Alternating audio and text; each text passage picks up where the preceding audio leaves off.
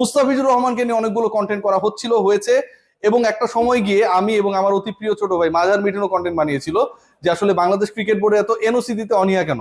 বিশ্বের সকল দেশের সকল ক্রিকেটারদেরকে, বড় বড় ক্রিকেটারদের তাদের বোর্ড ছেড়ে দেয় আইপিএল খেলার জন্য, সেখানকার অভিজ্ঞতা ঝুলিতে দেওয়ার জন্য। কিন্তু বাংলাদেশ ক্রিকেট বোর্ডের ভাবটা অনেকটা এরকম ছিল যে এই যে 6-7জন ক্রিকেটার সবাইকে আইপিএল নিয়ে নেবে এবং নিয়ে নিলে বাংলাদেশ দলে কোনো ক্রিকেটার থাকবে না, তখন কি হবে? End of the day Mustafizur Rahman সকল বিতর্কের অবসান ঘটিয়ে রেকর্ড ভেঙে চুরমার করে নামতার পিচ বিক্রি হলেন 9,20,00,000। মুস্তাফিজুর রহমান 9,20,00,000 রুপিতে আইপিএল এ প্রথমবারের মতো কলকাতা নাইট রাইডার্সে ঠিকানা গেড়েছেন। কলকাতা নাইট রাইডার্সে আইপিএল এর মুস্তাফিজ যাবেন এরকম ডিসকাশনস গুলো আমার পেজটা একটু ঘুরে আসতে পারেন, আপনারা পাবেন।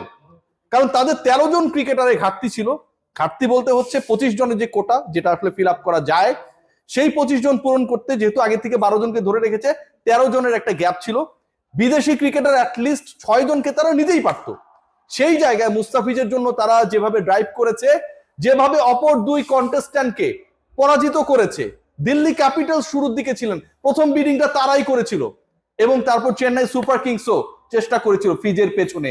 যেই চেন্নাই সুপার কিংস মুস্তাফিজকে বাংলাদেশকে অপমান করেছিল, তাদের হয়ে মুস্তাফিজ যখন আইপিএল এর আগের এডিশনটা খেললো, লাস্ট ডে পর্যন্ত যেদিন খেলেছিলেন হাইয়েস্ট উইকেট টেকার ছিল, এবং তারপরে এডিশনে মুস্তাফিজ আনসোল্ড থাকলেন, তাকে কেউ কিনলো না, তার দল চেন্নাইও কিনলো না। সেই মুস্তাফিজের পেছনে আজকে ঘোরার পরেও চেন্নাই সুপার কিংস শেষ পর্যন্ত জিততে পারে নাই। আজকে যদি দলগুলোর পকেটে টাকা থাকতো তাহলে মুস্তাফিজের প্রাইস, ক্যামেরন গ্রিনকে নিয়ে আমরা আলোচনা করছি না, 25,20,00,000 রুপিতে তিনি বিক্রি হয়ে গেছেন। ওই কলকাতা নাইট রাইডার্স তাকে কিনেছে।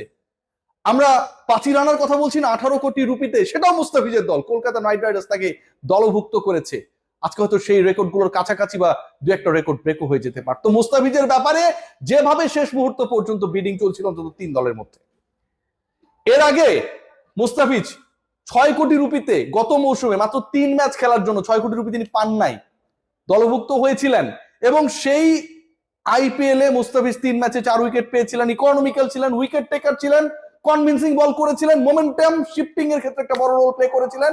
এবং সেই performance through out the years Mustafiz যেভাবে পারফর্ম করেছেন, ডেথ ওভারে যেভাবে পারফর্ম করেন, আইএল টি20 তে রাইট নাও যেভাবে খেলছেন, আমি বারবার বলার চেষ্টা করেছি যে এবারের আইপিএল এর হট কেক হতে যাচ্ছেন মুস্তাফিজ।